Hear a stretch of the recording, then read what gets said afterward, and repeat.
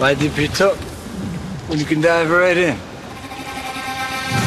Why let things simmer when you can cook up a storm? Why live life in half measures when you can live it to the brim?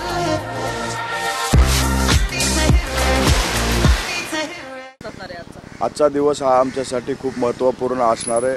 आमचे लढलेले आणि जिंकलेले दोन्हीही आमदार आज या ठिकाणी येणार आहेत। त्या सर्वांचा सत्कार आज राष्ट्रवादी काँग्रेस पक्षाचे राष्ट्रीय अध्यक्ष, राज्याचे उपमुख्यमंत्री अजितदादा, प्रफुल्लभाई पटेल साहेब, सुनील तटकरे साहेब या मान्यवरांच्या उपस्थितीमध्ये पार पाडणार आहे। आमच्यासाठी आनंदाचा दिवस आहे, कारण काही दिवसापूर्वी ज्या लोकसभाच्या निवडणुका झाल्या होत्या त्या निवडणुकीमध्ये आम्हाला जो एक जागेवरती विजय मिळवता आला, त्यानंतर बऱ्याच लोकांनी आमच्या नेतृत्वावरती प्रश्नचिन्ह उपस्थित केले होते। त्यांना या निकालाच्या माध्यमातून उत्तर जनतेने दिलेले आणि महाराष्ट्रामध्ये अजितदादाच हे राष्ट्रवादी चालवू शकतात हे परत एकदा शिक्कामोर्तब झालेलं आहे। पण आज आपण पाहत आहोत की अनेक जे सगळे आमदार या ठिकाणी येणार आहेत, नेता निवडला जाणार आहे, कशी सगळी प्रक्रिया असणार आहे?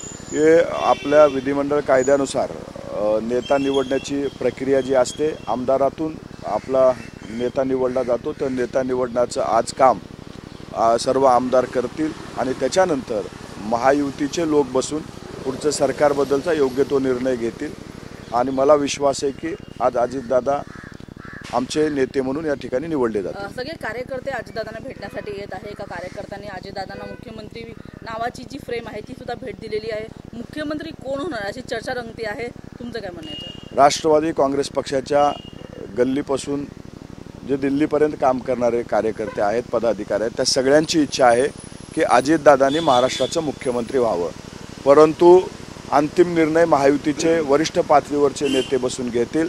परंतु कार्यकर्ते म्हणून आमची आजही इच्छा आहे की अजितदादांनी महाराष्ट्राचं मुख्यमंत्री व्हावं। निवडून आलेल्या आमदारांचा शपथविधी कधी होऊ शकतो? लवकरच आपल्याला ती तारीख कळून जाईल। मला विश्वास आहे की पहिल्या सुरू ती बातमी आपल्याला कळवली जाईल। संजय राऊत सातत्याने सकाळी सत्ताधारी पक्षांवर सातत्याने टीका करत असतात, परंतु आता अशी परिस्थिती आली आहे की संजय राऊत असतील, प्रियंका चतुर्वेदी असतील, यांना पुन्हा राज्यसभेवरती निवडून जाण्याकरता पुरेसा आमदारांचं संख्याबळ आता उरलेलं आहे। संजय राऊतांनी तात्काळ आपल्या डोक्याचा इलाज करून घ्यावा, जेणेकरून त्यांना हे व्यवस्थित सहन होईल। त्यांना जो आम्लपित्ताचा त्रास आमच्या विजयाने झालेला आहे त्याच्या त्यांनी तात्काळ उपचार करून घ्यावा। जर कुठं गरज पडली तर आमची सुद्धा सत्ताधाऱ्यांची मदत घ्यावी, परंतु भविष्यकाळामध्ये जर त्यांना याच्यामध्ये जायचं असेल, कुठलंही काम करायचं असेल तर महायुतीची मदत त्यांना लागेलच।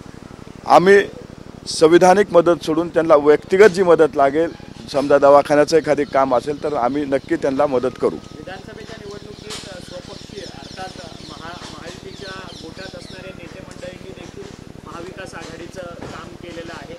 फलटणमध्ये रामराजे नाईक निंबाळकर यांनी महाविकास आघाडीचं काम केलेल्याचं निदर्शनास आलेलं।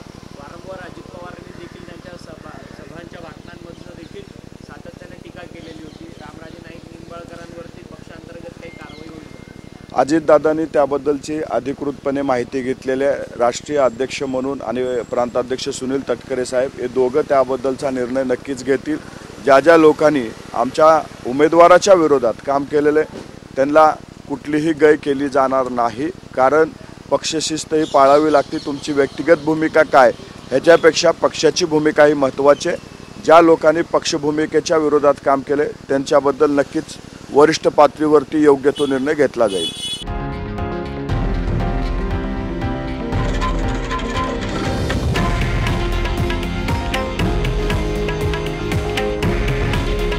हे आहे देशातील नंबर 1 न्यूज नेटवर्क आणि आपण पाहत आहात TV9 मराठी। काळजी तुमची, हित महाराष्ट्राचं।